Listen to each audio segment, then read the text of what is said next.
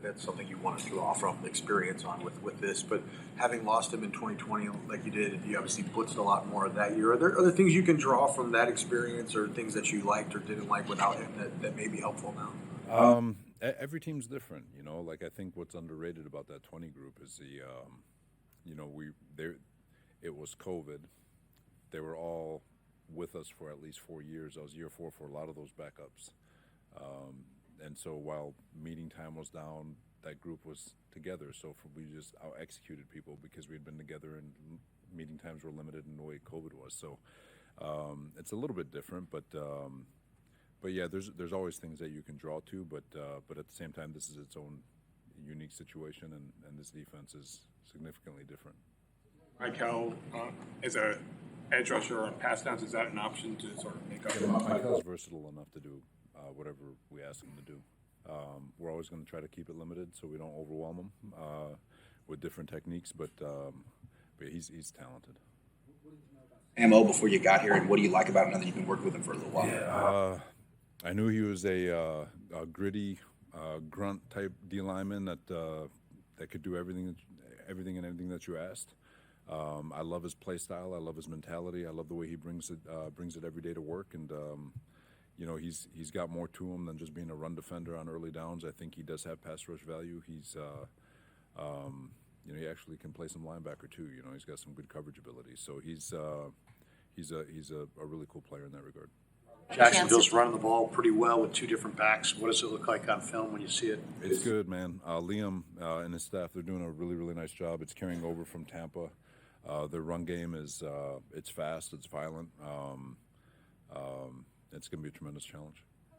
What will be the biggest challenge, or what do you expect to be the biggest challenge this week, specifically against the Jaguars without Nick Bosa out there? And what have you been doing this week of preparation to kind of combat that possible challenge? Yeah, you know, Jacksonville, this is a very young, but it's a very talented group. You know, Liam and his staff, coming from a couple of guys coming from Minnesota.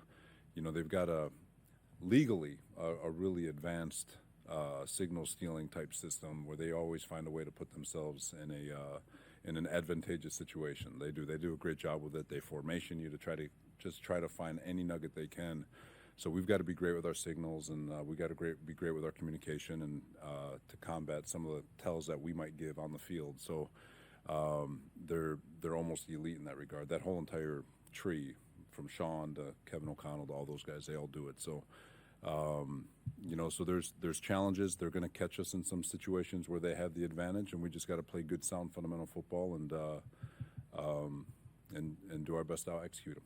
Robert, who on that, when it comes to the communication, is there any drop off? Like, was Bosa the more vocal guy on that defensive line in the games, like specifically in games? No, I think they do a good job communicating with one another. You know, there's Chris does a great job managing those guys and making sure that everyone's on the same page at all times. So, from a communication standpoint, we expect it to still be very good. Robert, stupid question, but who are they stealing the signals from? Oh, I don't. You know, that's the ultimate trick. You know, whether it's people from the sideline or whether it's our individual hand signals, whatever nugget they can find, they catch it, and they always happen to find themselves in good situations based on the coverage you showed. And there's nothing illegal about it, and I'm not suggesting that. It's just you can tell that they've got a can system that's getting them into a very advantageous position. It gets them into a very advantageous position multiple times during the course of a game. Have you ever experienced it like this? Has this ever happened to you during a game and you're like, wow, they're stealing my signals? No, it's no. Were there findings? I was like, damn, how'd they know to get to that play? Yeah. You know, we dealt with it in Minnesota last year. They got us into a couple of situations. You can see it on tape when they're studying. It's like, damn, how'd they know to be in that call at that time? And you know, we've experienced it with the Rams a little bit, but it's not an uncommon thing. They're just this group of people. They're pretty damn good at it. As a head coach and a coordinator in this league, how difficult is what Jacksonville is doing with Travis Hunter? When you talk about the meeting times for two different positions and having to arrange a lot of stuff around that, and trying to get him up to speed in two different areas. Yeah, Everyone's got their own philosophy. You know, he's uber talented, and from everything we gathered during the draft process, he's an elite human in terms of work ethic and energy that he brings to the building. But I mean, you guys see how I speak about Michael. Like, I'm nervous about him playing outside and inside on the D line, let alone two sides of the ball. Like, it is challenging, but I think if anyone's up to that task, it'd be a guy like him. Does he look to you as an offensive player? He's good. He looks really good. Like I said, he's got all the talent in the world. Like all rookies, there's a learning curve. But there's no question that when you watch the tape, he's someone that once he gets into his groove, he's going to take off. Robert, obviously, losing Bosa, like personally, professionally, you know, it's all bad. But is any part of you or your personality like enjoy the challenge of like figuring it out? Like, how do we do this without him? So you remind me of a funny story. I'm going to share it with you. So a long time ago, you know, we're in Jacksonville, we're playing the New England Patriots, and Tom Brady shows up on the injury report, and we're like, oh my God, he might be out. And so Gus Bradley, head coach, comes in, he goes, what? We want them at their best. We want Tom Brady to play. And I was like, no, we don't.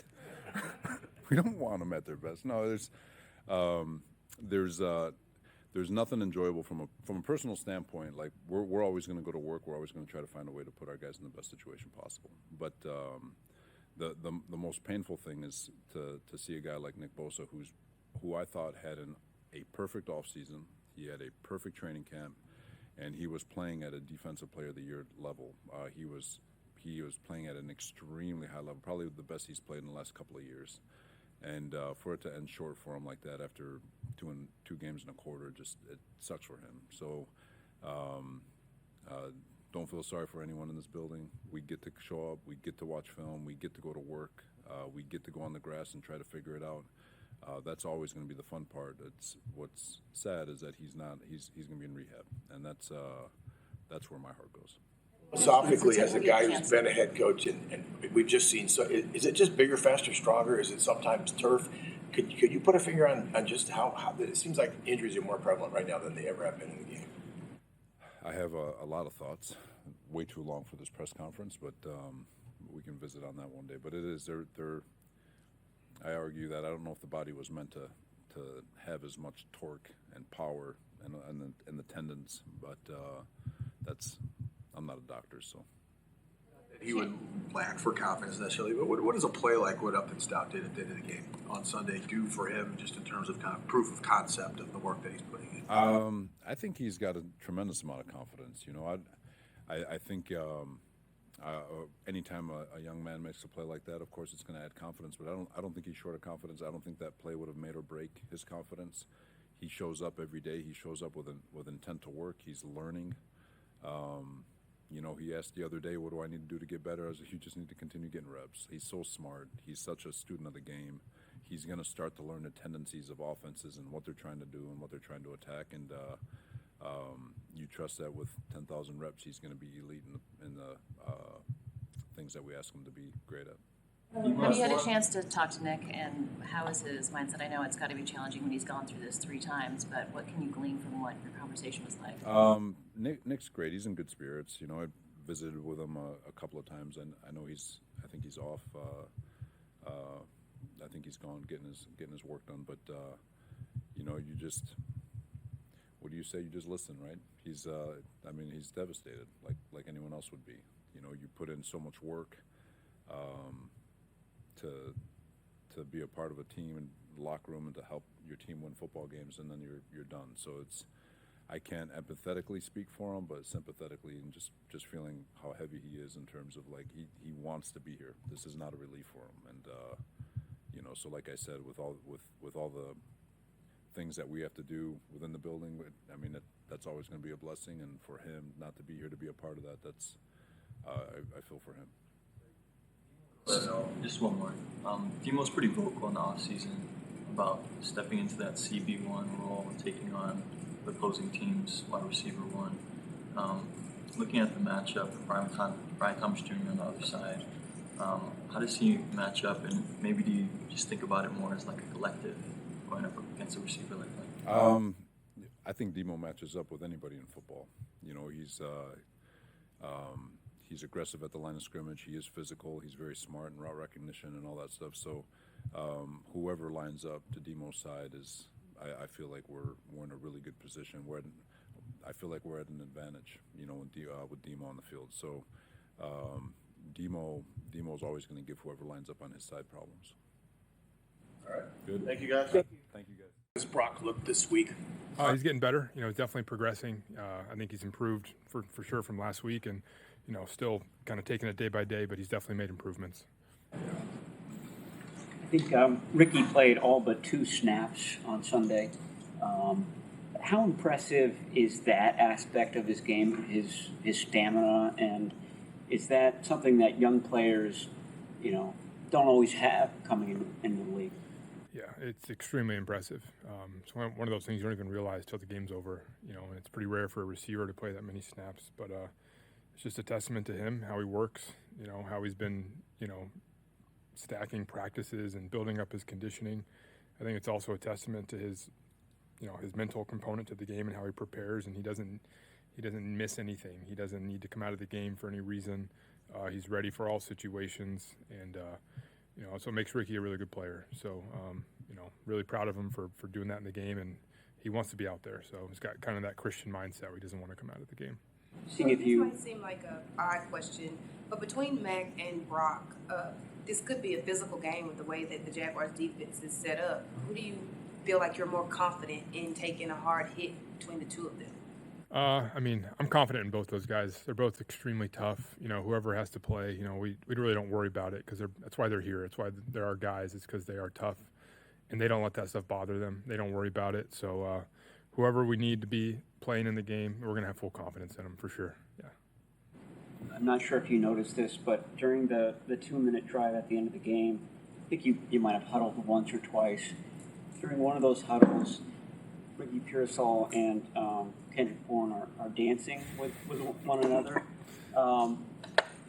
Did you notice that? And B, what does that kind of tell you about that group of guys? I didn't notice it in the game. I noticed it in pregame because they're just dancing the whole pregame. It tells you that they have a way in their minds of being loose and having fun playing the game. And I think that allows them to play freely and allows them to play their best. Clearly they're not guys who are affected by the moment. It's not too big for them. They're themselves. They're out there having fun. They're competing, and it's just pretty cool to see the authenticity from those guys in those big moments. Christian has 13 carries for 7 yards in the red zone. It just hasn't happened. What does the film show? Why you guys struggling there? It's never one thing, It's always tougher running the ball in the red zone. There's more bodies down there, so that's the starting point. But we're close on a few things last week. We really were. We missed a block here. We maybe don't make the best cut on one run, so it's never one thing, and it's a collective effort down there. We want to run the ball better in the red zone. We are continuing to work at it, so it's not a matter of intent or anything like that. So to answer with one thing, it's not. We did have a couple we were close. We were just a guy off, and we got to get better, and that's going to help our red zone. How does Travis Hunter look as a cornerback on tape? Yeah, he's a really good athlete. He's confident. He's got length. He looks the part to me, and it's impressive that he's playing both ways and out there competing on both sides of the ball. So he's a really good player. That's why they drafted him where they did. And so he's a guy you got to be aware of. Ricky was talking about a little bit about the stamina, and he was flabbergasted that Hunter could do 40-some snaps on offense and then do 40-some snaps on defense, and do all that running. Right. And then there's the whole mental part of it. As a coordinator, how amazing is this that he's doing that? It's very unique. It's what we loved about him coming out of college. He's a competitor. It's pretty rare to see guys like that. I've never seen a player like that who wants to play every snap, doesn't want to come out of the game, offense and defense.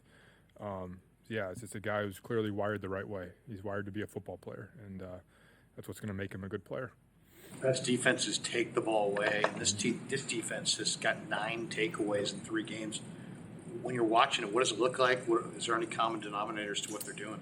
Yeah, you said it. It's a mindset, first of all. It's something clearly that they preach. There's guys who are very active. To me, it starts with the front. It's guys who get to the quarterback. It's guys who are disruptive, which creates disruption for the quarterback on the other end. can create bad decisions, can create bad throws, can create tips at the line of scrimmage. It's all those things.